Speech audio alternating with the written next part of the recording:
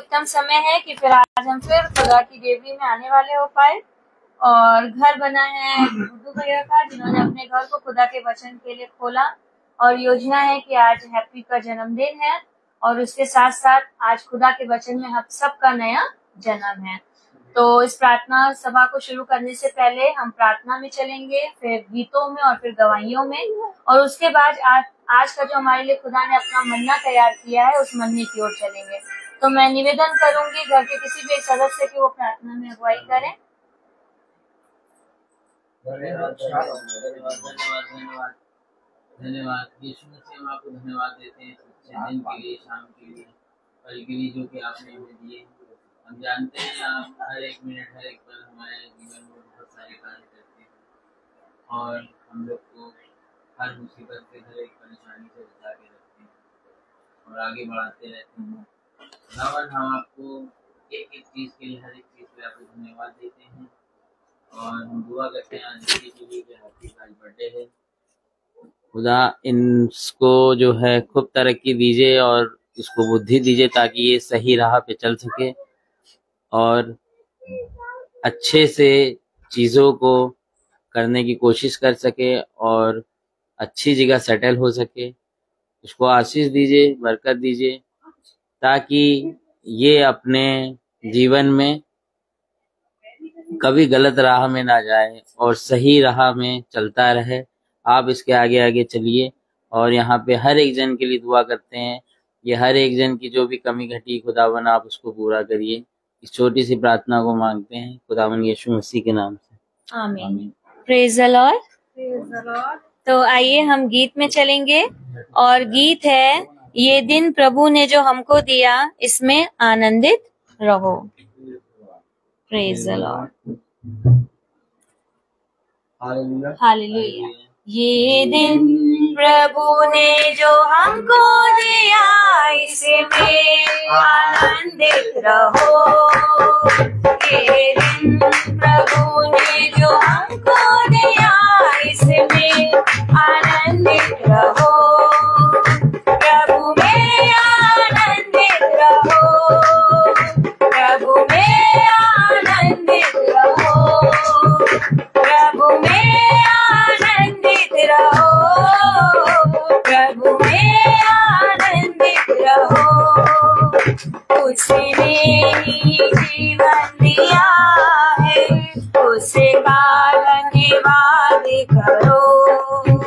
सारी पृथ्वी के लोग प्रभु का धन्यवाद करो, प्रभु का गुणगान करो, प्रभु का गुणगान करो, प्रभु का गुणगान करो, प्रभु का गुणगान करो। हर वक्त क्या करो तुम, की स्तुति करो तुम। शैतान को जिसने हराया, उसकी जयकार करो। प्रभु की स्तुति करो, प्रभु का जयकार करो, प्रभु की स्तुति करो, प्रभु का जयकार करो। ये दिन प्रभु ने जो हमको दिया, इसमें आनंदित रहो। ये दिन प्रभु ने जो हमको दिया, इसमें आनंदित रहो। प्रभु में आनंदित रहो, प्रभु में आनंदित रहो, प्रभु में आनंदित रहो, प्रभु में आनंदित रहो। Praise the Lord. सच में हम खुदा में आनंदित रहें, क्योंकि ये भी खुदा की ओर से है जो हमें मिला है। और सच में बहुत से ऐसे लोग हैं जो आज की सुबह भी नहीं देख पाए, लेकिन खुदा ने अपनी आशीषों से हमें भरा और ये उत्सव में हमें बैठने का याद दिया, कि हम सब अपने खुदा के वचन में हैप्पी के साथ अपने भी जन्म दिवस को मनाने वाले हो सके। तो एक गीत हम और गाएंगे, और गीत है बिन तेरे मैं कुछ भी नहीं। बिन तेरे मैं कुछ भी नहीं, बिन तेरे मैं कुछ भी नहीं। यहोवा मुझे तेरी जरूरत है, यहोवा मुझे तेरी जरूरत है। प्यार तो करता इतना, प्यार तो करता इतना, अपने हाथों पे खोदी मेरी सूरत है। यहोवा मुझे तेरी जरूरत है, यहोवा मुझे तेरी जरूरत है। तू मेरे चेहरे की रौनक और ये मेरी कुव्वत, हशमत और जलाल के बादशाह, तुझसे है मेरी जीनत। तेरे बिना ये जिंदगी मेरी, तेरा नाम ये जिंदगी मेरी, मेरा रंग बेसूरत है। यहोवा मुझे तेरी जरूरत है, यहोवा मुझे तेरी जरूरत है। तेरा कलाम है ऐसे जैसे हो अनमोल मोती, चिराग है कदमों में और मेरे राहों की ज्योति। शाहे ज़मां तू जिंदा खुदा तू, शाहे ज़मां तू जिंदा खुदा तू, ना टूटी मूरत है। यहोवा मुझे तेरी जरूरत है, यहोवा मुझे तेरी जरूरत है। आसमानों ने बनाया समुंदर की हद गहराई, आसमानों ने बनाया समुंदर की हद गहराई। चढ़ेंगे परे से पहाड़ हरियालियां, फूलों से धरती सजाई। चढ़ेंगे परे से पहाड़ हरियां और फूलों से धरती सजाई। कायनात इतनी सुंदर बनाई, कायनात इतनी सुंदर बनाई, तू खुद कितना खूबसूरत है। यहोवा मुझे तेरी जरूरत है, यहोवा मुझे तेरी जरूरत है, मुझे तेरी जरूरत है, मुझे तेरी जरूरत है। Praise the Lord. अब ये समय है गवाहियों का, और जिस भाई बहन के जीवन में जो भी गवाही है वो अपनी गवाहियों को दे सकता है, क्योंकि गवाही देना खुदा का धन्यवाद करना है, और सिवाय धन्यवाद के हम अपने पिता को कुछ भी देने के योग्य नहीं है। Praise the Lord. सभी को प्रेज़ द लॉर्ड।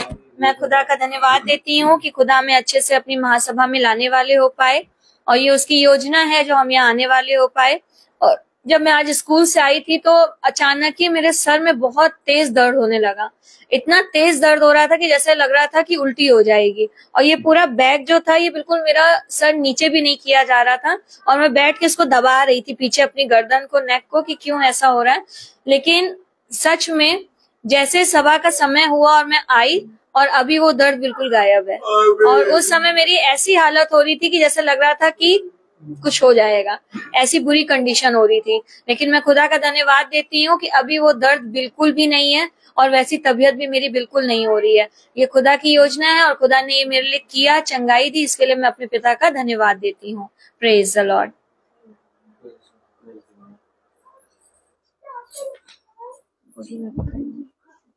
सबको जय मसीह की। जय मसीह की। मेरी गवाही यही है कि कुछ दिन पहले मैं बहुत तकलीफ से परेशान थी और बच्चे मेरे ऑपरेशन कराए और अभी मैं पहले से बहुत अच्छी हूँ। मैं खुदा को धन्यवाद देती हूँ कि कल जाना है और ड्रेसिंग कराने के लिए। ऐसा हो कि कल के बाद मेरी ड्रेसिंग ही बंद हो जाए, ऐसा मेरा विश्वास है और मैं अच्छे से होकर अपने घर को जा पाऊँ। आप लोग मेरे लिए प्रेयर करिएगा ताकि मैं अच्छी हो जाऊँ। आमीन। Praise the Lord.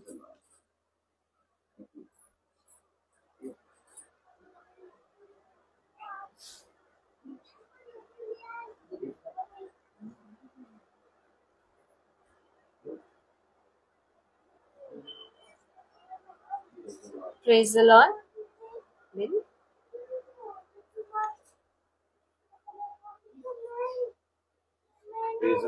Praise the Lord. प्रभु का धन्यवाद करूंगा कि इतना बड़ा ऑपरेशन मेरी मम्मी का हुआ और खुदा ने उन्हें इतना सामर्थ दिया कि वो हम लोग के संग है। अपना दुख हम लोग को नहीं बताती है, लेकिन हम लोग खुशी में वो हमेशा खड़ी रहती हैं। अब हमेशा प्रभु के नाम लेके खड़ी रहती है। जो है प्रभु ने मेरी माँ को अभी तक संभाले हैं, उनकी दर्द में अपना लहू बना के रखे हैं कि वो दर्द किसी पे जाहिर नहीं करने देती है। कल ड्रेसिंग के लिए जाना है, यही धन्यवाद कहूंगा खुदा की ड्रेसिंग कल बंद हो जाए, बस मेडिसिन चले, यही प्रभु का धन्यवाद। Thank you Jesus. God bless you बेटा। सच में जब हम अपनी तकलीफों को और अपने दुखों को अपने खुदा के आगे रखते हैं तो सहने की सामर्थ वही देने वाला है, क्योंकि उसने कहा है कि किसी मनुष्य पे भरोसा ना करो बल्कि संपूर्ण मन से अपने खुदा यहोवा पे विश्वास रखो। और हम सबका विश्वास है कि कल आंटी जब जाती हैं तो उनकी ड्रेसिंग बंद हो गई है, ऐसा हम लोग विश्वास करते हैं और इस बात की भी गवाही आंटी जल्दी देने वाली हो पाएंगी। Praise the Lord. अब ये समय है वचन की ओर चलने का और हम भाई से निवेदन करेंगे कि वो हमें आज के आत्मिक मंदी की ओर लेकर चलें जिसके हम भूखे और प्यासे हैं। Praise the Lord. हालेलुया। इतनी उत्तम बात की एक बार फिर पिता ने हम सब भाई बहनों को ये समय ये दिन दिया और सबसे अच्छी बात कि पिता ने हमें हर एक दिन तैयार किया है, समझाया है, सिखाया है और हमें बताया है कि देखो बेटा, आ जाओ, आगे आ जाओ, कि देखो हमें इस पृथ्वी पर पिता ने उत्तम उत्तम वरदानों से भरा है और हमें किसी भी भली वस्तु की कोई भी घटी कमी नहीं होगी। हालेलुया।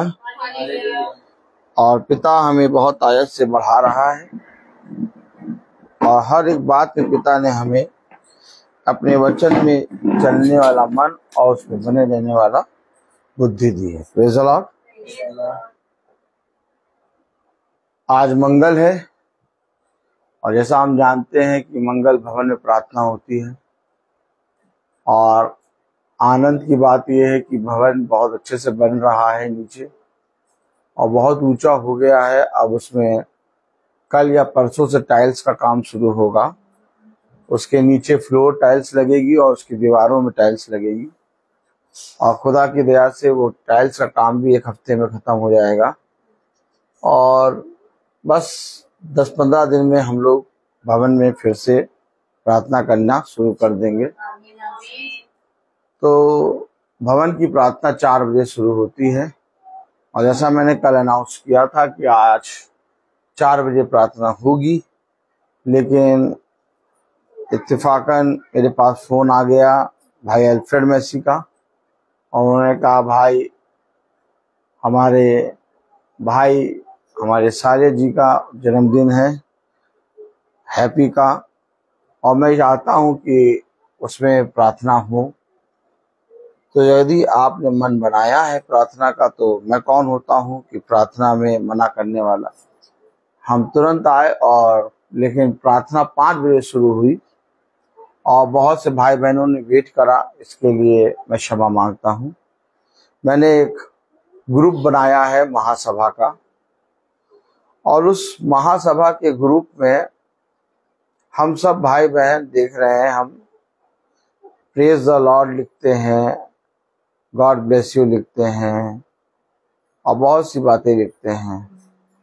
लेकिन वो महासभा का ग्रुप केवल इंफॉर्मेशन के लिए है, और उसमें हम लोग जो कुछ भी लिखते हैं वो हमें लिखने की आवश्यकता नहीं है, क्योंकि वो लिखते हैं जो महीनों में सालों में मिलते हैं। हम लोग रोज प्रभु के मन्ने को खाते हैं, और जब हम ये मानते हैं कि प्रार्थना में जब हम सुनते हैं तो हम आत्मिक हृदय से बैठते हैं और खाते हैं और सुनते हैं, तो हम उसी समय एक दूसरे से प्रेज द लॉर्ड करते हैं, उसी समय हमारा मिलना होता है। और अगर हम देखें तो कुछ भी ग्रुप बनता है, कोई भी ग्रुप बनता है, तो उसमें good morning, praise the Lord, ये सब लिखना शुरू हो जाता है। लेकिन महासभा में जो बना है उसमें हम सब भाई बहन इंफॉर्मेशन डालेंगे, या तो गीत डालेंगे, या तो मीटिंग कहाँ हो रही है ये डालेंगे। बाकी यदि किसी को कोई प्रॉब्लम या समस्या है, उस प्रॉब्लम और समस्या को सबसे पहले आप हमें बताएं, और फिर उस आते हैं हम सब मिलकर उसके लिए प्रार्थना करेंगे। क्योंकि हम लोग जो रोज मिलते हैं उनके जीवनों में ये बातें नहीं होनी चाहिए, क्योंकि हम लोग का मिलना ऐसा नहीं है कि हफ्ते में मिलते हैं या 10 दिन में। देखिए, हमेशा याद रखिए, जब मरियम से वो एलिजाबेल मिली तो उसने सलाम कहा। कब कहा? एलिसबा। हाँ, आइए आप यहाँ आइए, आइए आप सही बता रही हैं, आइए ना, आप यहाँ आइए। जब मरियम से एलिसबा मिली तो उसने शालेम कहा, क्या कहा? सलाम। तो यानी मिलना होता है तब सलाम होता है, और मिलना हमारा प्रभु के वचन से होता है। इसलिए हमारी गुड मॉर्निंग जो होती है वो अभी है, और हम लोग जो मिल रहे हैं ये हमारा 24 घंटे चलता है। इसलिए हम लोग को good morning, praise the Lord, God bless you सुबह लिखने की आवश्यकता नहीं। सुबह मैं मैसेज सबको देता हूँ, और वो जो मैसेज देता हूँ उसको आप पढ़िए, आप उसको खाइए और तृप्त होइए। और मैंने ये इंफॉर्मेशन कल डाल दी थी कि मीटिंग 4 बजे नहीं 5 बजे होगी। मेरे ख्याल से बहन माया जो है देहरादून से, वो ऐड नहीं है, इसीलिए उन्होंने फोन किया। आज मैं चेक करूंगा और उस बहन को भी ऐड कर लूंगा। तो हम सब आनंदित हैं कि हम सब पिता के वचन में एकत्रित हो रहे हैं और मिल रहे हैं। Praise the Lord. क्योंकि हम लोग सब मिल रहे हैं, इसलिए पिता में हम सब ताली बजाएंगे, सब ताली बजाएंगे। रूथ ताली बजाएगी। Praise the Lord,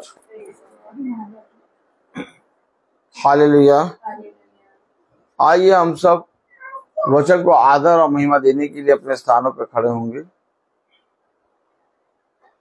hallelujah. और निकालेंगे याकूब उसका पहला अध्याय और उसके 18वें आयत। याकूब उसका, बेटा यहाँ आके बैठ जाओ, तुमको जाना भी होगा तो आराम से यहाँ चली जाए, यहाँ बैठोगे ना तो। हाँ, ये अब देखो कितना अच्छा है। चलो ठीक, बैठो। अब देखो कितनी अच्छी जगह तुम बैठ गए। Praise the Lord. याकूब पीछे है, गुड्डू हाँ, ये देखिए, अब बताइए, एक जरूरत थी ना, और आप कहाँ बैठी थी? हैं? सहायक, आप कहाँ बैठी थी? हैप्पी का आज जन्मदिन है। हैप्पी कितने साल के हो गए? स्वीट 20 है, आज से 20 लगेगा, स्वीट 20। Very good. प्रभु से प्रार्थना करेंगे कि तुम्हें अच्छा जॉब मिले, अच्छी पत्नी मिले और तुम्हारा घराना बढ़े, तुम खूब अच्छे से अपने बच्चों को, अपनी पत्नी को मीटिंग में लेके आओ, प्रभु का मार्ग दिखाओ, और इसी तरीके से धन्यवाद के साथ प्रार्थना में लगे रहो। आइए, याकूब उसका पहला अध्याय और उसकी 18वीं आयत हम पढ़ेंगे। उसने अपनी इच्छा से परमेश्वर के वचन के द्वारा उत्पन्न किया, ताकि हम उसकी सृष्टि की हुई वस्तुओं में से एक प्रकार के प्रथम फल हो। खुदावन का वचन जो कि पवित्र है, इस पवित्र वचन को खुदा हम निकम्मों को समझने वाला मन, बुद्धि और समझ दे। आमीन। हम सब अपने स्थानों में बैठ जाएं। हालेलुया। कितनी उत्तम बात कि पिता ने कितना उत्तम जीवन दिया है। हम लोग सब आनंदित हैं। कलाम में लिखा है, याकूब उसका पहला अध्याय और उसकी 18वीं आयत, उसने अपनी ही इच्छा से, देखिए ये हमारी इच्छा नहीं है, हमारी इच्छा ये है कि हम इस पृथ्वी की सारी चीजों को प्राप्त कर लें, लेकिन प्रभु की इच्छा क्या है? आज जब मैं एक थोड़े से समय के लिए बैठा तो एक मैम आई मेरे पास, वो भी बैठी और बातें बताने लगी, वो हम भी बोलने लगे, और उन्होंने कहा हाँ सही बात है कि पृथ्वी पे हमें घमंड नहीं करना चाहिए और ये नहीं करना चाहिए, वो नहीं करना चाहिए। मैंने कहा देखिए, ये तो घमंड नहीं करना चाहिए, बुराई नहीं करना चाहिए, व्यभिचार नहीं करना चाहिए, लालच नहीं करना चाहिए, ऐसा तो जरूरी है, लेकिन क्या कोई मनुष्य इनसे बच सका है? मैंने उनसे कहा कि जिस बुरे काम को करने की इच्छा मैंने नहीं करी और जिस अच्छे काम को करने की इच्छा मैंने करी वो तो मुझसे ना हुआ, परंतु जिस बुरे काम को मैंने सोचा नहीं था वो मुझसे हो गया, अर्थात मेरे अंदर से करने वाला कोई और है। तो ये जो बुराई है, ये जो घमंड है, ये जो लालच है, ये जो दोष लगाना है, ये जो गाली बकना है, ये जो क्रोध की आत्मा है, ये जो हमें पिता के वचन से दूर करने की आत्मा है, ये जड़ नहीं है, ये ब्रांचेस हैं, शाखाएं हैं, जड़ तो कुछ और है। और मैंने उनसे कहा जो जड़ तक पहुंचता है वो इन सारी चीजों से लड़ता है, लेकिन जो जड़ तक नहीं पहुंचता वो इन सारी चीजों को हमेशा अपने जीवन से दूर करने की कोशिश करता है, परंतु जितना दूर करने की कोशिश करता है उतना उसमें फंसता जाता है।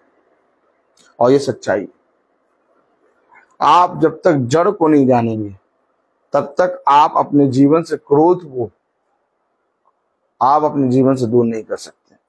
आप जब तक जड़ तक नहीं पहुंचेंगे आप तब तक कभी भी अपने जीवन से गाली बकना बंद नहीं करेंगे, लेकिन जैसे ही आप जड़ तक पहुंचे आपको क्रोध पर कमांड, दोष लगाने के लिए आपके अंदर से आत्मा निकल जाएगी, आपके अंदर से बहुत सी चीजों का बदलाव आना शुरू हो जाएगा, क्योंकि जो जड़ है वो मेरे प्यारे भाई बहनों मांस और लहू नहीं है। देखिए पिता ने हमेशा हमें बताया कि तुम्हारा युद्ध मांस और लहू से नहीं, और हर एक मनुष्य मांस और लहू को अपना विरोधी समझता है। भाई जाइए, संसार में क्या होता है, क्यों भाई अल्फ्रेड मेसी, संसार में क्या होता है, एक मनुष्य दूसरे मनुष्य को क्या समझता है कि ये मेरा विरोधी है, जबकि यीशु मसीह ने कहा कि मांस और लहू कभी भी तुम्हारा विरोधी नहीं है और कभी भी मांस और लहू से तुम्हारा युद्ध नहीं है। तो अगर मांस और लहू से मेरा युद्ध नहीं है तो मेरे लिए तो इस संसार में कोई मेरा विरोधी नहीं है। लेकिन इसके बावजूद भी विरोधी है, तो ये है कौन? क्यों सच्ची बहन?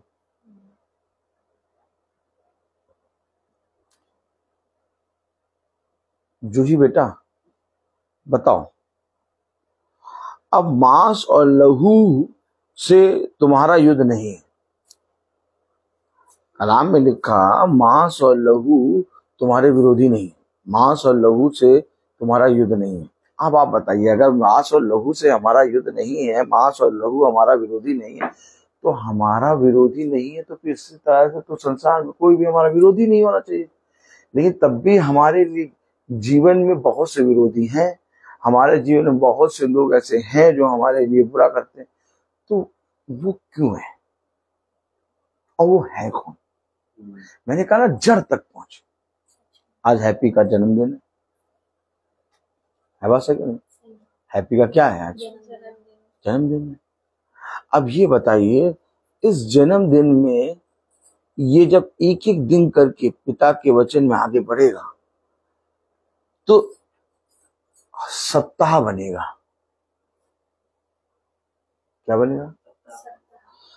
और सप्ताह के बाद महीना बनेगा और महीना के बाद 12 महीने बनेंगे और 12 महीने के बाद साल बनेगा और इस तरह से इसकी आयु बढ़ेगी। अब ये दिन, सप्ताह, महीना और साल, अब ये जैसे जैसे बढ़ेगा, इस दिनों में, इन सप्ताह में, इन दिनों में, महीनों में, सालों में, इसके सामने बहुत सी परीक्षाएं आएंगी। आएंगी नहीं? अब आप मुझे बताइए, ये अपने इस जन्म के दिन से उस जन्म के दिन तक जाने के लिए अपने आप को तैयार कैसे करेगा? उसने कहा तैयार करो, उसने कहा चौकस रहो, उसने कहा तैयार रहो, कहा कि नहीं? उसने कहा तैयार रहो, उसने कहा चौकस रहो, उसने कहा प्रभु के वचन में सदा बने रहो। क्यों रविका जी, क्या कहा? खुदा के वचन में बने रहो। अब आप मुझे बताइए, जब खुदावन यीशु मसीह ने कहा मांस और लहू तुम्हारा विरोधी नहीं है, जब यीशु मसीह ने कहा कि तुम्हारा युद्ध मांस और लहू से नहीं है, कोई जना सोचता है कि मैं क्रोध बहुत करता हूं। क्या कहता है? मैं क्रोध बहुत करता हूं। पंडित जी मुझे कुछ ऐसा उपयोग बनाइए, बताइए। अब जैसे समझिए पंडित जी आप हैं, पंडित जी मुझे कुछ ऐसा उपयोग बताइए, ऐसा कुछ पत्थर बताइए जिसको करने से फिर मैं क्रोध मेरा कम हो, या क्रोध बहुत तेज आता है। अब आप बताइए, मनुष्य ने क्रोध करके अपने जीवन में क्रोध को थोड़े दिन तक शांत करा, लेकिन थोड़े दिन के बाद वो और ज्यादा क्रोधित होता, अब और ज्यादा क्रोधित होता है। अब आप मुझे बताइए, उसने क्रोध को कम करने के लिए कोशिश करा, वो क्रोध और बढ़ गया और क्रोध के साथ उसके अंदर दोष लगाने की आत्मा आ गई, दोष लगाने की आत्मा के साथ साथ उसके अंदर घमंड की आत्मा आ गई। अब ये बताइए, ये इतनी ढेर सारी चीजें हैं, हम किससे किससे लड़ेंगे?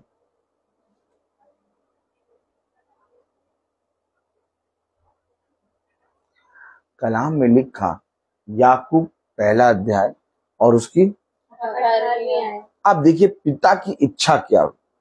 सबसे पहले हैप्पी अपने जीवन में ये समझना कि मेरे जीवन में मेरी माँ की क्या इच्छा है, मेरे पिता की क्या इच्छा है, मेरी बहनों की क्या इच्छा है, इन सारी चीजों से बढ़कर मेरे पिता की क्या इच्छा है।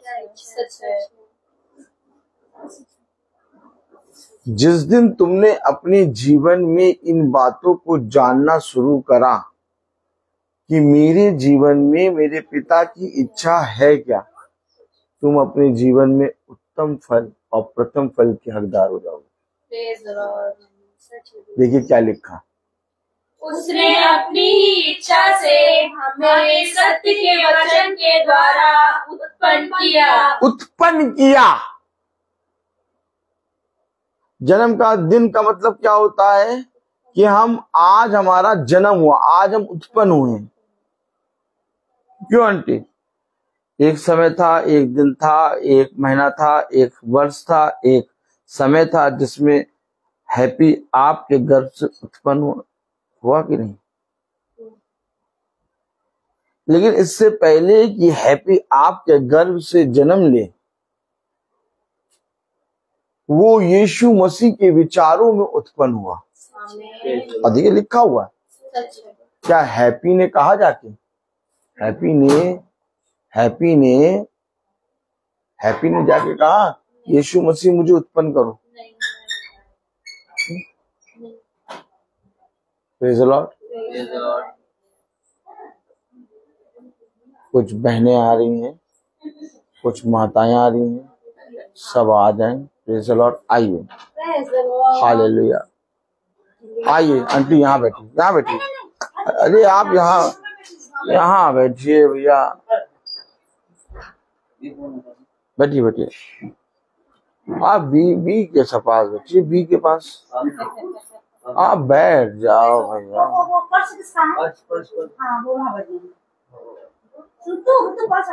बैठ जाइए। अब आप मुझे बताइए, हैप्पी ने यीशु मसीह से कहा मुझे उत्पन्न करो? या मैंने यीशु मसीह से कहा कि हैप्पी को उत्पन्न करो? या इनकी माँ ने कहा कि ये चाहते हैं हमारे जीवन में हमें हैप्पी को उत्पन्न करो? इन्हें तो मालूम ही नहीं था कि लड़का है कि लड़की है, और इन्हें मालूम ही नहीं था कि कब वो बच्चा जो इनके गर्भ में है संसार में उत्पन्न होगा। भाई कलाम में क्या लिखा? याकूब उसका पहला अध्याय और उसकी 18वीं आयत में क्या लिखा?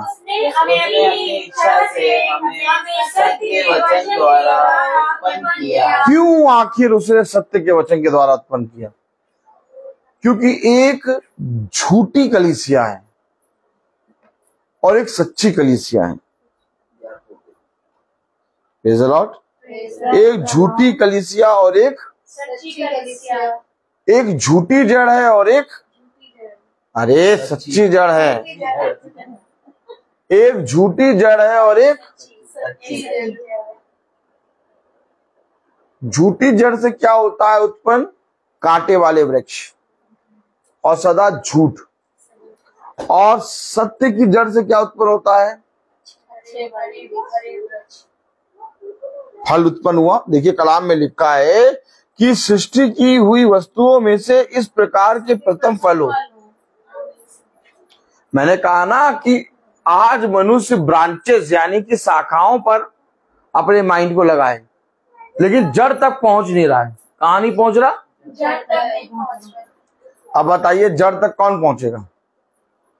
अगर आप ये बात पे विश्वास करते हैं कि एक शैतान की इमेज है और एक खुदा की इमेज, अगर आप इस बात पे विश्वास करते हैं कि एक मृत्यु का वृक्ष का फल पेड़ है और एक जीवन के वृक्ष का फल पेड़ है, तो आप अगर बताइए कि अगर जीवन के वृक्ष का पेड़ है तो उसकी जड़ होगी कि नहीं होगी? बहू बताओ भाई, अगर पेड़ है तो जड़ होगी कि नहीं होगी? बताओ। हाँ ना बताओ। और अगर एक मृत्यु के वृक्ष का पेड़ है तो उसकी भी जड़ होगी। और यीशु मसीह क्या करता है? हमें जड़ के विषय में बताता है। लोग क्या करते हैं लोग कि वो आ जाती है और आके मेरे कमरे में मेरी क्लास में बैठ जाती है। अच्छा, हम क्या देख रहे हैं कि वो आती है और आके बैठती है, लेकिन अगर हम बहुत ध्यान से देखें, जो आता और आके बैठता है वो तो मांस और लहू है। इसकी जड़ पे तुम जाओ। जिस दिन तुम जड़ पे पहुंचोगे तुम्हें उससे कोई मतलब ही नहीं होगा। भाई यीशु मसीह जब जक्कई के घर में गया, ताली बजाओगे कि नहीं? जब यीशु मसीह जक्कई के घर के अंदर गया तो जक्कई के ऊपर हाथ रख के प्रार्थना करी यीशु मसीह ने? रेबेका जी बताएंगे। आज पोहा बहुत अच्छा बना है।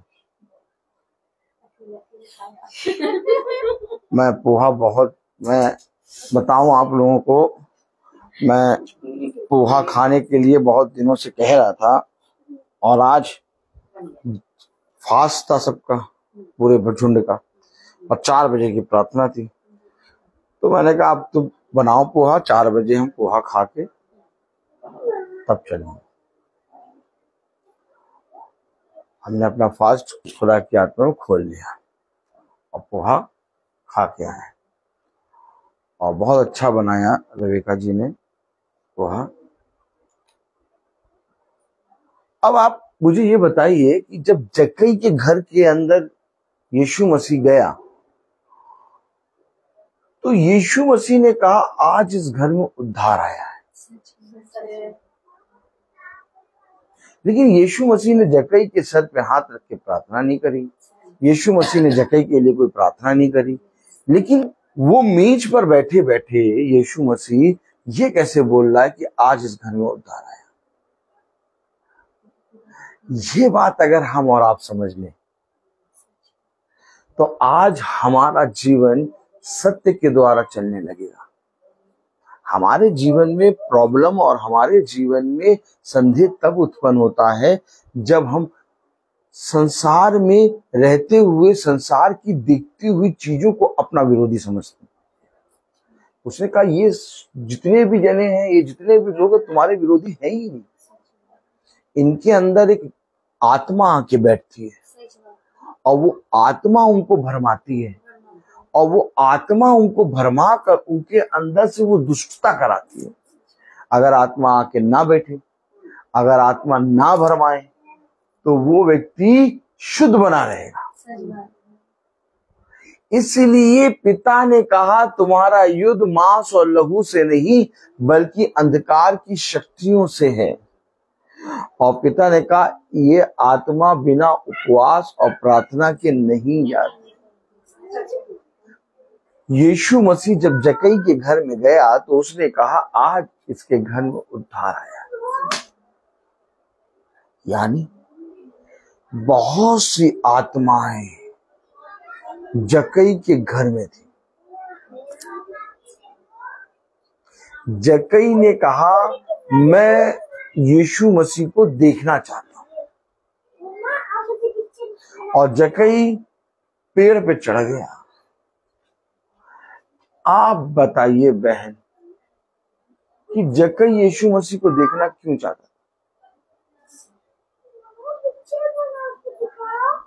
क्योंकि उसे पता था कि एक बार भी मैंने प्रभु को देख लिया और इसलिए वो उनके पास तक पहुंच गया या छू लिया तो मेरा जीवन सफल हो जाएगा, मैं उद्धार पा जाऊंगा। God bless you sister. मालूम है जक्कई यीशु मसीह को देखना क्यों चाहता था? जक्कई एक बिजनेसमैन है और एक बिजनेसमैन किसी के पास फालतू में नहीं जाता। एक बिजनेसमैन हर एक टाइम पे बिजनेस करता है और जक्कई इतना बड़ा बिजनेसमैन था कि अपने पूरे नगर में फेमस था। वो 10 का 20 बनाता है। लेकिन जक्कई की जो पत्नी थी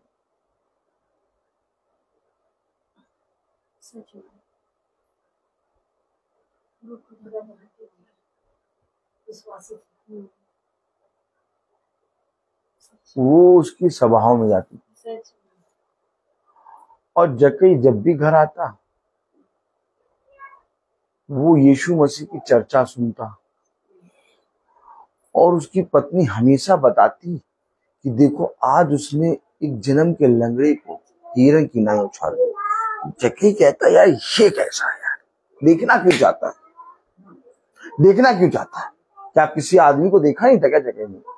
क्या जक्कई इतना बड़ा बिजनेसमैन कलाम में लिखा, उसने 5 का 10, 10 का 20 बनाया। जक्कई मनुष्य को तो देखता ही रहता था, मनुष्य को देखने के लिए तो वो एक ऐसे व्यक्ति को देखना चाहता था, ये है कौन जिसकी चर्चा मेरी पत्नी हमेशा करती है। सच है। आज उसने ये किया, आज उसने 4000 लोगों को खाना खिलाया। यार ये कैसा आदमी है, आज उसने 5000 को खाना। वो कहे ये यार आदमी भयंकर, इसको देखना चाहेंगे हम, इसको चढ़ गया पेड़ पे। उसको ये मालूम था आज यीशु मसीह यहां से निकलेगा। कैसे मालूम था? पत्नी ने बताया।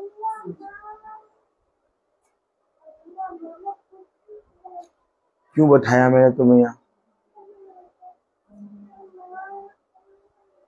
क्यों बिठाया?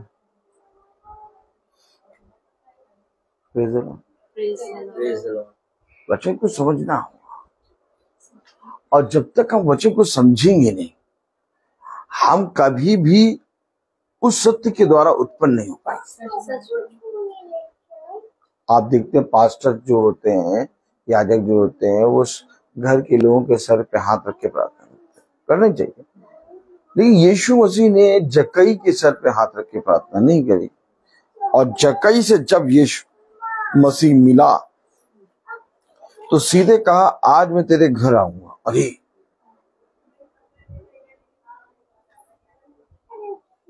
ये यीशु मसीह घर जाने की क्यों बात कर रहा है? वो भी जक्कई के।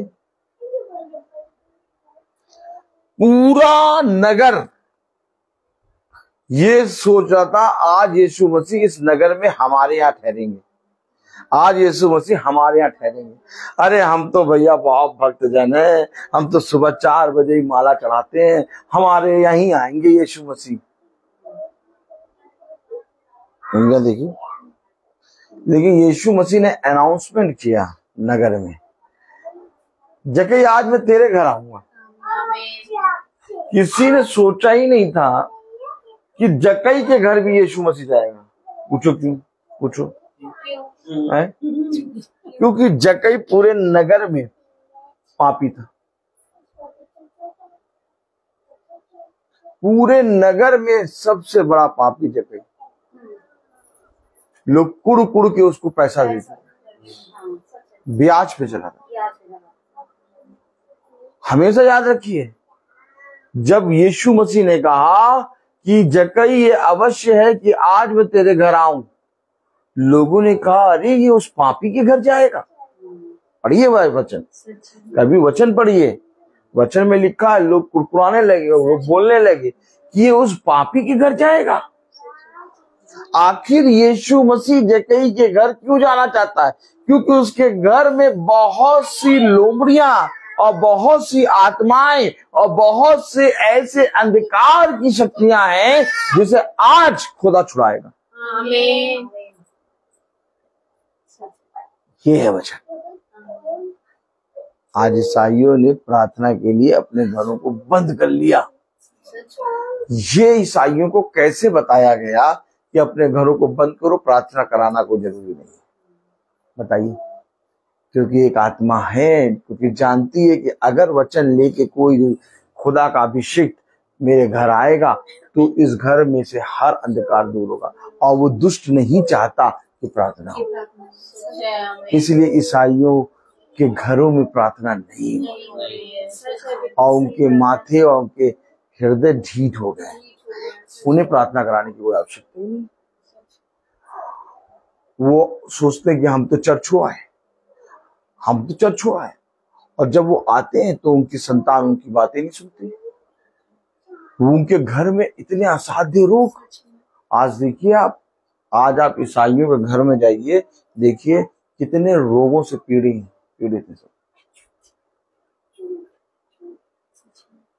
पीने की आत्मा से भरा पड़ा है ईसाइयों का घर, गाली गलौज से भरा पड़ा है। सब कुछ होते हुए भी एक दूसरे से क्रोध करने में जुटे पड़े हैं। क्यों? आज जिंदा वचन जिसके पास खुदा ने दिया उसी की ये हालत कैसे हो गई? क्योंकि शैतान ने उनके जीवनों में बता दिया कि तुम्हें प्रार्थना कराने की आवश्यकता नहीं है। अपने घरों को वचन के लिए ना खोलो, अपने घरों को भोग विलास के लिए खोलो। किस चीज के लिए खुला है घर? भोग विलास। हाँ, सदोम और अमोरा में हो क्या रहा था? भोग विलास। वहां पर कोई भी प्रेरित जाके प्रचार नहीं कर रहा था, और अगर कोई प्रेरित जाके प्रचार करता भी तो उसको मार मार के भगा देते थे। लूत क्या कर रहा है? लूत जो है वो बहुत परेशान हो गया। सदोम और अमोरा में लूत बहुत ज्यादा परेशान हो गया और रो रो के प्रार्थना करता कि पिता इस नगर का उद्धार कर।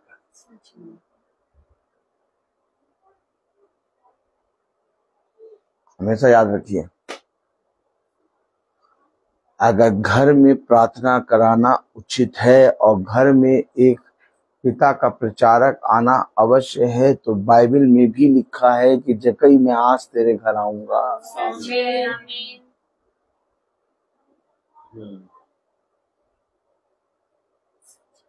आप रहते हैं गाजीपुर में, गाजीपुर में कितने ईसाई रहते हो?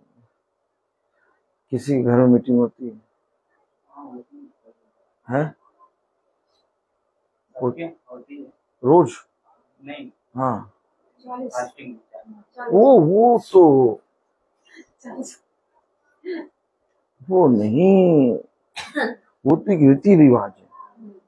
देखो, यीशु मसीह व्यवस्था को पूरा करने आया। क्या व्यवस्था को पूरा करने आया? यीशु मसीह अपने वचन में कहता है, पढ़ो, अब मैं आपको पढ़ाऊं। Praise the Lord. Praise the Lord. प्रेरित हो।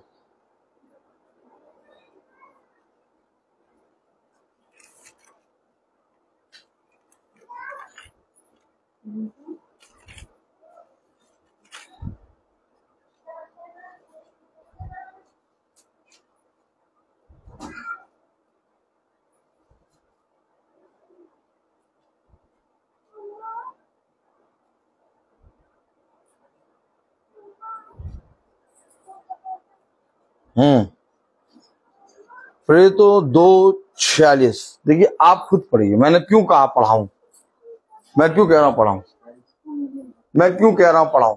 Praise the Lord. प्रेरितो 2:46 पढ़िए। एक मिनट, सब ने एक मिनट रुक जाइए, अब ये आयत को सबको पढ़ने दीजिए। लाइए, प्रेरितो 2:46। लाइए, कोई बात ये नहीं, और मैं इससे नया। ताली बजाओ। ये नहीं है, लेकिन मैं इससे नया हूं, और जब ये नई एक बहुत नए से टकराएगी तो खुल जाएगी। Praise the Lord. प्रेरितों 2:46 एक पेज और पलट दीजिए। 2:46। और वे एक मिनट रुक जाइए। हाँ, पढ़िए। और वे प्रतिदिन होकर ये देखो, प्रतिदिन का मतलब everyday, everyday per day. Bible में लिखा, और वे प्रतिदिन एक मन होकर मंदिर में इकट्ठे होते थे और घर घर रोटी तोड़ते थे। घर घर रोटी तोड़ते हुए कब? आनंद और मन की सिधाई से भोजन किया करते थे। यानी घर घर प्रतिदिन 40 दिन नहीं, प्रतिदिन। एवरीडे।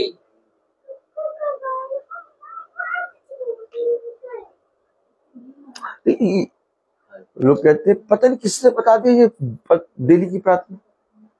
हाँ देखो, हाँ,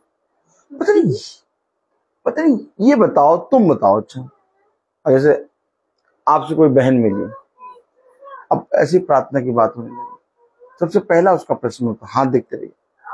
अब तुम ये बताओ, ये पता नहीं किसने बता दिया उसको प्रतिदिन की मीटिंग। डेली की मीटिंग। ये कौन सी मीटिंग है? कितने लोग कहते हैं? सच है, देख,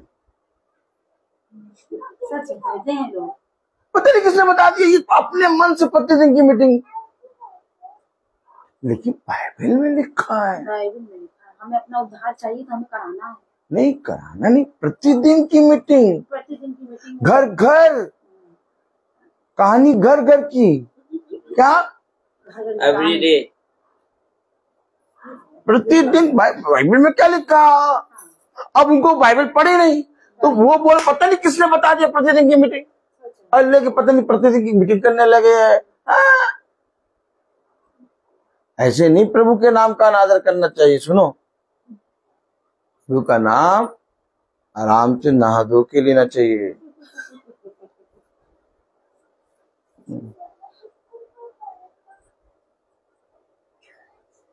देखा, भरमाने वाली आत्मा। सच है, सच है।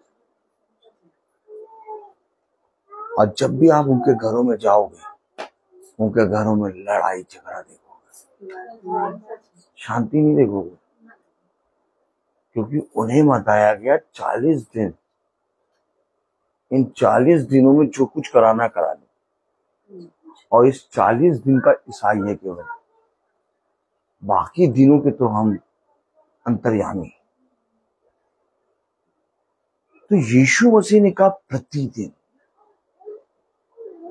कलाम क्या बता रहा, वचन क्या बता रहा? प्रेरितों 2:46 पढ़े। वे प्रतिदिन एक मन होकर मंदिर में इकट्ठे होते थे और घर रोटी तोड़ते हुए आनंद और मन की शिकायत से भोजन किया करते थे। क्यों यीशु मसीह ने कहा ए जक्कई आज मैं तेरे घर आऊंगा?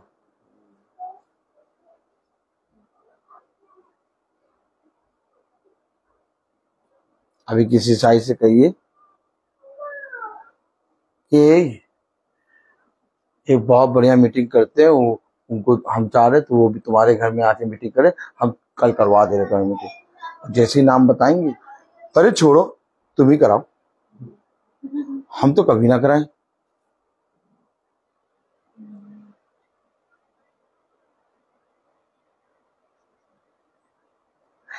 और कहेंगे हम यीशु मसीह को प्यार करते हैं। और अगर यीशु मसीह कहेगा मैं तेरे घर नहीं, मेरे घर आने की क्या जरूरत है तुम्हें? मेरे घर आने की क्या जरूरत है तुम्हें? दूरी रहो तुम।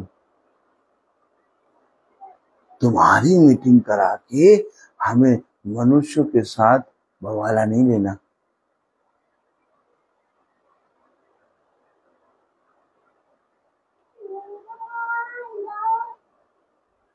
हमेशा याद रखिए, यीशु मसीह युगानी वेक्षा है। अगर उस दिन जक्कई से कह रहा मैं तेरे घर आऊंगा, तो आज भी यीशु मसीह हमसे कह रहा मैं तेरे घर आऊंगा। और जिसने अपने घर के द्वार को खोला, पिता ने उसको एक नया फल उत्पन्न किया। अब पढ़िए याकूब 1 अध्याय और उसकी 18वीं आयत। उसने अपनी ही इच्छा से हमें सत्य के वचन के द्वारा उत्पन्न किया, सत्य के वचन के द्वारा उत्पन्न किया, ताकि हम उसकी सृष्टि की हुई वस्तुओं में से एक प्रकार के प्रथम फल हों। अब बताइए, उसने कहा पेड़ अपने फलों के द्वारा पहचाना जाएगा, और अगर तुम प्रथम फल होगे तो तुम स्वर्ग के राज्य में प्रथम स्थान पाओगे। कितना बड़ा स्थान मुझे और आपको दे रहा है, और हम और आप अपने जीवनों में कैसे पीछे हट रहे हैं। क्या ये जरूरी नहीं है कि हमें पिता के वचन में बढ़ना है? क्या ये जरूरी नहीं है कि आज जैसे हैप्पी का जन्मदिन है, ये अवश्य है कि हमारा भी जन्मदिन है?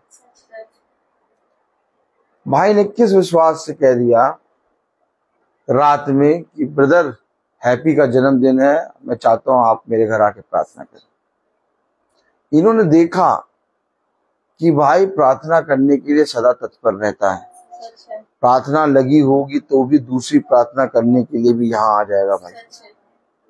क्यों? क्योंकि इनका विश्वास देख कर आया, और धन्य है वे जो तुम्हें देखकर विश्वास लाती।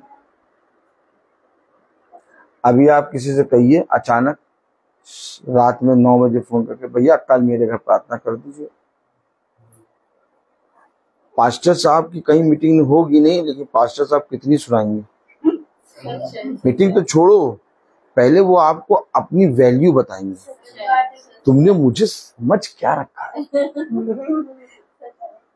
ETC बल्ब लाना, तुमने मुझे समझ क्या रखा है। पास्टर साहब वो आप जब कहेंगे मीटिंग करने के लिए, वो अपने आप को सोचेंगे मेरी वैल्यू गिर गई।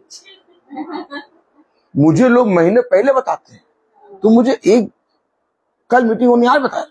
अब पास्टर साहब को कहीं जाना नहीं है, पास्टर साहब को कहीं नहीं जाना, लेकिन पास्टर साहब तब भी क्या करेंगे, गोल मटोल बातें करेंगे। देखिए, हमेशा याद रखिए, ये वचन है, और इस वचन ने कभी नहीं कहा ब्रदर रोहित उठो और मेरे वचन को ले जाकर प्रचार करो। उसने कहा मुझे तुम्हारी आवश्यकता नहीं है, तुम्हें मेरी आवश्यकता। सच है। यार तुम नहीं बोलोगे, माय गॉड, कह रहा तुम नहीं बोलोगे तो पत्थरों से मैं अपनी वर्शिप करा दूंगा। आमीन। सच है। ब्रदर रोहित की आवश्यकता नहीं है वचन को, ब्रदर रोहित को आवश्यकता है वचन की। इसलिए अवश्य है कि जो काम तुम्हें दिया गया हर समय उसके लिए तैयार रहो। कैसे तैयार है, कैसे तैयार है बताइए, कैसे तैयार है।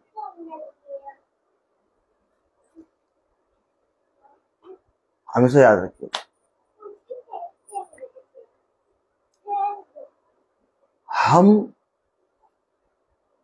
यहाँ पर जब वचन बोलने आते हैं, या आप जब वचन को सुनने के लिए बैठते हैं, तो ये काम मेरे और आपका नहीं है, ये काम खुदा का है। तब यीशु मसीह ने कहा यहाँ पर मैं अपना कोई भी काम नहीं करता, यहाँ पर मैंने जो कुछ अपने पिता के यहाँ देखा उन कामों को, और उन कामों को गवाही को, उस गवाही को पूरा करता हूं, उस काम को पूरा करता हूं। अर्थात मेरे लिए ये बहुत बड़ा प्रतिफल कि मैं अपने पिता के वचन के लिए इस्तेमाल हो रहा हूं। सच में।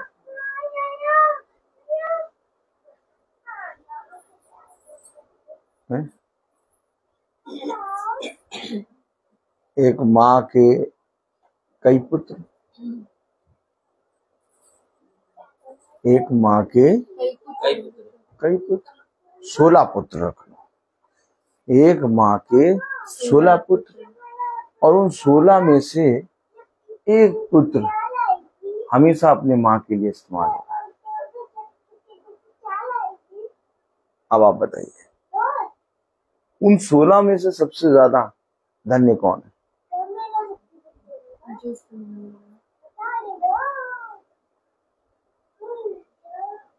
पुत्र 16, सबको खिलाया, सबको बढ़ाया, सबको पहनाया, सबका सब कुछ करा। 16 को आज भी माँ एक ही नजर से देखती है, लेकिन उन 16 में से एक अपनी माँ के लिए हमेशा इस्तेमाल होता है। तो वो 15 को ये मौका क्यों नहीं मिला?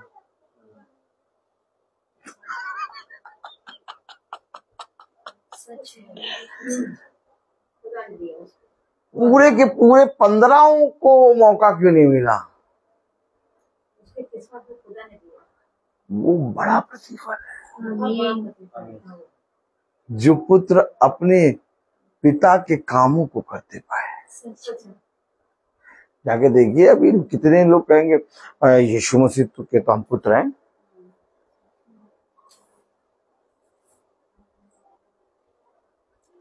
बताइए कितने ईसाई कहते हैं, अरे वो हमारा पिता है, हम उसके पुत्र हैं। ये काम कौन,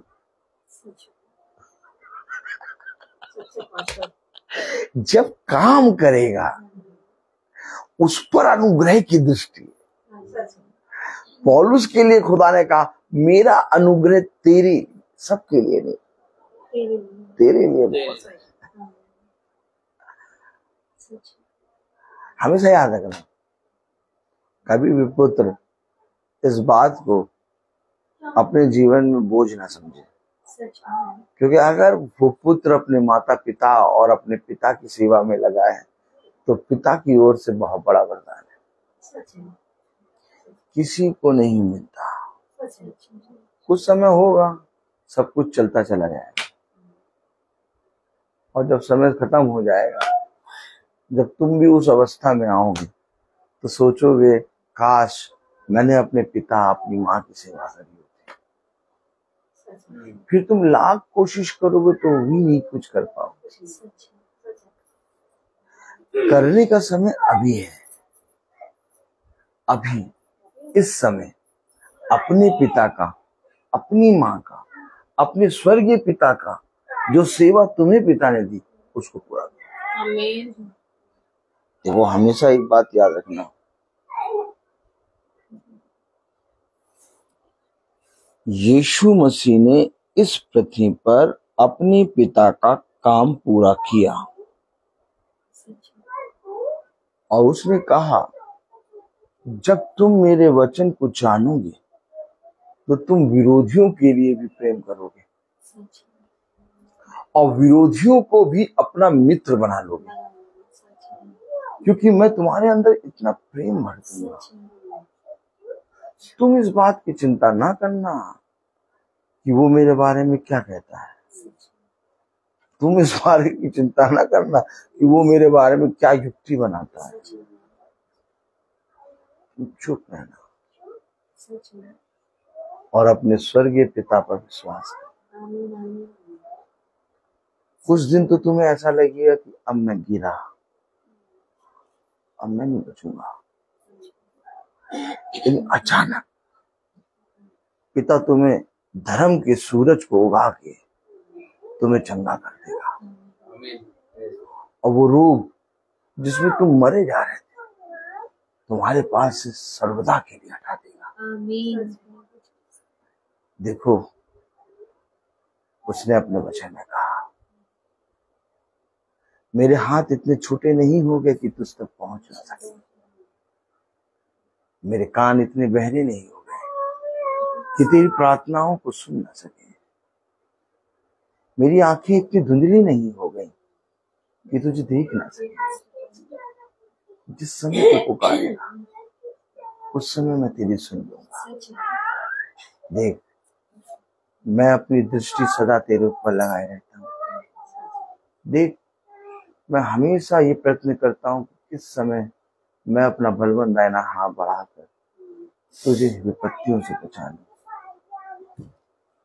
जितनी बड़ी भी विपत्ति में हम फंसे हैं उससे ज्यादा दुख मेरे पिता को है, उतना ज्यादा पिता की दृष्टि मुझ पर लगी है और जो लगी है उतना ज्यादा अनुग्रह तुम पर है।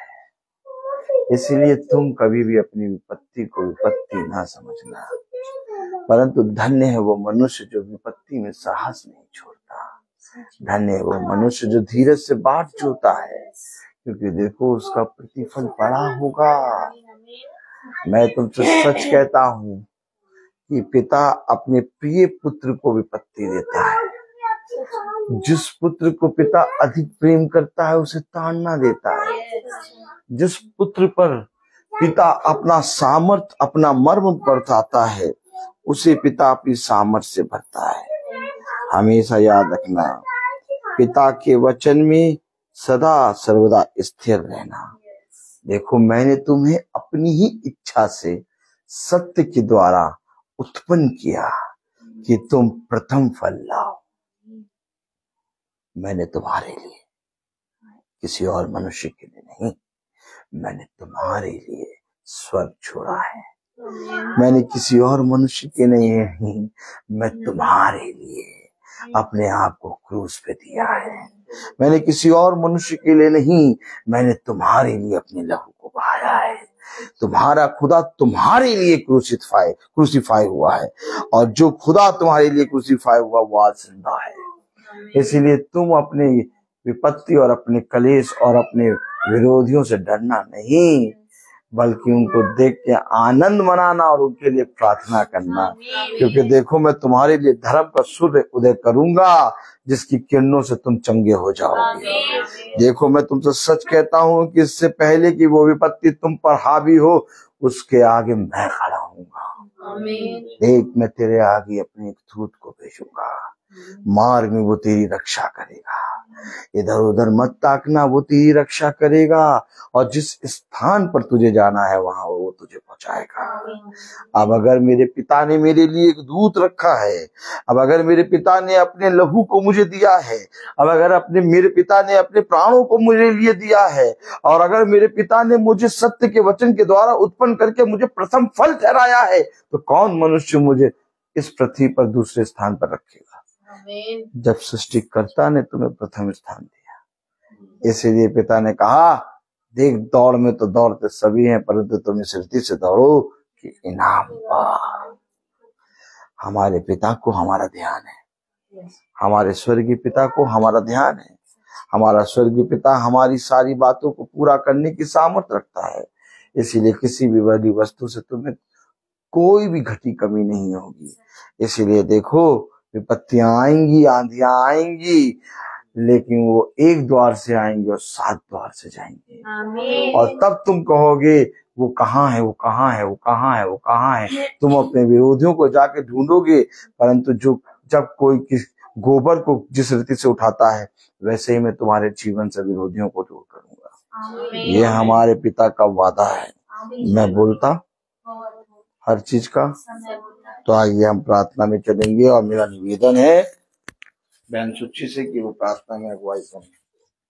Praise the Lord. आइए हम प्रार्थना में चलें।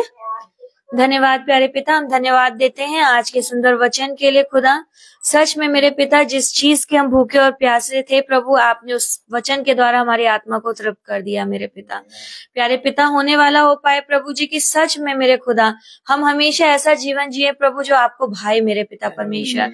होने पाए प्रभु जी की चाहे जितने ही गोलियत क्यों नहीं हमारे जीवन में आ जाते हैं खुदा, लेकिन एक दाऊद की भावना हमारे मन में हो कि हमारा छुड़ाने वाला जीवित है, और इसी विश्वास में हम हमेशा पाए जाए मेरे पिता। हाँ मेरे प्रभु जी, मैं जानती हूँ खुदा कि आपने हमेशा हम सब पर अपना आशीष और अनुग्रह भरा हाथ रखा है प्रभु। और प्रभु, हम तो इस योग भी नहीं थे खुदा कि हम अपने मुंह से आपका नाम भी लेते, लेकिन आपने सच में खुदा हमें अब्बा पिता कहने की एक अनुमति दी प्रभु जी, और हम आपको पिता कह के पुकारते हैं खुदा। आपने कहा है कि वो चिड़िया के बच्चे न बोलते हैं न बुनते हैं, तब भी वो आप उसे खाली पेट नहीं सोने देते हैं प्रभु। तो हम तो आपकी रचना है खुदा। आपने हमें हमारी माता के गर्भ में आने से पहले ही चुन लिया, हम पर अपना चित्त लगाया है और अपनी हथेली पे हमारे चित्रों को गुदवाया है प्रभु जी। तो आप कैसे अपनी करुणा हम पर ना रखेंगे मेरे पिता। होने पाए प्रभु जी, चाहे जितनी भी विपत्तियां क्यों ना आ जाए प्रभु, और चाहे हर एक इंसान प्रभु जी हमारे अगेंस्ट क्यों ना हो जाए मेरे पिता, लेकिन हमारा विश्वास आपकी ओर हो मेरे पिता। हम आपकी ओर दृष्टि लगाएं, आपकी ओर निहारे प्रभु। हम दुआ में मांगते हैं हैप्पी के लिए प्रभु जी कि आपने इसके जीवन में 1 वर्ष को और जोड़ा प्रभु। होने पाए प्रभु जी कि हम इस बच्चे को कुछ भी देने के योग नहीं है, लेकिन सिर्फ प्रार्थना करते हैं खुदा कि ये आपके वचन में हमेशा ऐसे ही बना और रहने वाला हो प्रभु, ताकि सच में खुदा ये संसारिक जीवन के लिए नहीं बल्कि आत्मिकता के लिए अपने आप को तैयार करने वाला हो सके। क्योंकि आपका वचन कहता है कि तुम मेरी खोज करो, मैं तुम्हें हर वस्तु ऐसे ही दे दूंगा। होने पाए प्रभु ये आपके वचन का खोजी बने प्रभु, ताकि हर एक उत्तम दान इसको प्राप्त होने वाले हो सके प्रभु। एक अच्छा बेटा, एक अच्छा भाई, और आगे के जीवन में प्रभु जी जो भी आपने इसके लिए सोचा हुआ उस हर एक चीज में खुदा ये अपना बेस्ट देने वाला हो सके प्यारे पिता। होने पाए प्रभु जी कि आपका भी अच्छा बेटा बनने वाला हो सके आपके वचन में चल के प्यारे पिता। प्यारे पिता, हम धन्यवाद देते कि आपने ऐसा बेटा एक दास के रूप में हमें दिया है खुदा, जो हमें कभी भी विपत्ति में गिरने नहीं देता है प्रभु जी। और जब भी हमारे मन में कुछ भी विचार आता है खुदा, तो ये आपके वचन के द्वारा हमें उससे और भी मजबूत और दृढ़ कर देता है। हर एक नकारात्मक सोच को हमारे जीवन से साफ कर देता है। और सच में खुदा, आपके वचन को हमारे अंदर ऐसा देते हैं कि हमें उससे बहुत ही शांति, प्रेम और जीवन मिलता है मेरे पिता, और एक दृढ़ता की भावना मिलती है प्रभु जी। मैं सच में खुदा दिल से आपका धन्यवाद देती हूँ कि हम तो इस योग नहीं थे खुदा कि आपका बेटा हमारे जीवन में आता खुदा आपके वचन को लेकर, लेकिन आपने इस ये हियाब हम लोगों को दिया, अपने छोटे झुंड को दिया प्रभु, कि आपने ऐसा याजक हमें दिया है खुदा कि हम सच में जितना आपका धन्यवाद करें उतना कम है मेरे पिता। और सच में खुदा, हम भाई को आपके हाथों पे सौंपते हैं खुदा, इनके लिए और भी दरवाजे खुले ताकि तेरी भटकी हुई भेड़ें बचाई जाने वाली हो सके। तेरे झुंड पे भी तेरी कृपा बनी रहे प्रभु जी। और सच में खुदा, हम हमेशा तेरे वचन में लिपटे और चिपटे रहने वाले पाए जाए प्रभु। इनके पूरे घराने को आशीषित करना प्रभु, भाव रखें प्रभु जी, और हम भी ईमानदारी से अपने कामों को करने वाले हो सके पिता। हाँ मेरे प्रभु जी, हमारे व्यवसाय, हमारे खतों को हरा भरा रखना प्रभु जी। होने पाए प्रभु हमारे हाथ कभी किसी के सामने मांगने वाले ना हो, परंतु हमेशा देने वाले हो मेरे पिता। मैं धन्यवाद देती हूँ खुदा कि सच में मेरे पिता, मैं नाम नहीं लूंगी प्रभु जी, लेकिन सच में मैं बहुत दिन से सोच रही थी मेरी आईसाइट टेस्ट कराने के लिए, और बहुत ज्यादा नहीं लूंगी क्योंकि मैं उसका प्रतिफल खोना नहीं देना चाहती हूँ प्रभु जी। लेकिन जिस मन को आपने हृदय को नरम और दीन किया प्रभु, आप जानते हैं खुदा, और उसने जो भी प्रोवाइड किया प्रभु जी, सच में खुदा मैं दिल से यही दुआ करती हूँ पिता, उनके खत्ते सदैव हरे भरे रहें प्रभु जी। क्योंकि आपका वचन कहता है जो विधवाओं अनाथों पे का सहारा बनता है, उस पे कृपा करता है, वो आप पे कृपा करता है, वो आपका साथ देता है प्रभु जी, वो आप पे दया करता है खुदा। और होने पाए प्रभु एक बहुत बड़ा प्रतिफल उस घराने को मिलने वाला हो सके प्रभु जी।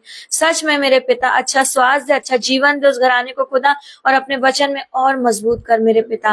प्यारे पिता परमेश्वर, जब हम अपने घर को जाएं तो मार्ग में हमारी रक्षा अगुवाई करिएगा, हमारे पीठ पीछे इस परिवार की रक्षा अगुवाई करिएगा प्रभु जी, और सब पर अपना अनुग्रह बना के रखना, अपने छोटे झुंड पर अपना अनुग्रह बना के रखना, छोटे झुंड के हर एक बच्चों को खुदा अपने वचन में मजबूत करना मेरे पिता।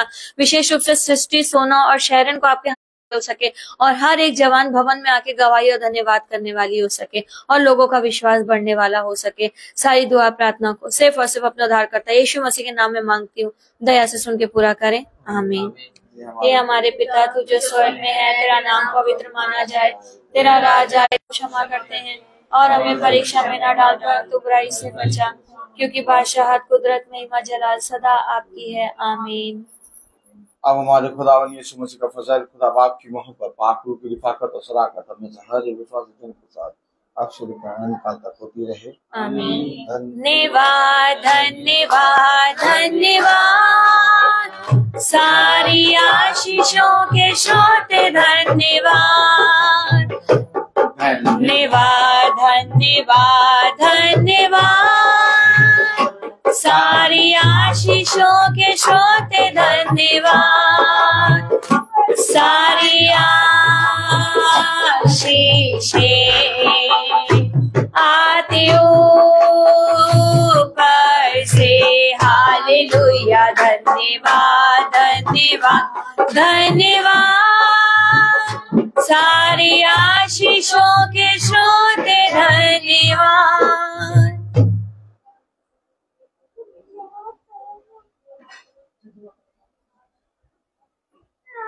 सब भाई बहनों को प्रेज द लॉर्ड। सूचित किया जाता है कि कल की प्रार्थना शाम को 5 बजे बहन जुलियाना मैथ्यू के यहाँ होगी। कल की प्रार्थना शाम को 5 बजे बहन जुलियाना मैथ्यू के यहाँ होगी। सब भाई बहनों को प्रेज द लॉर्ड।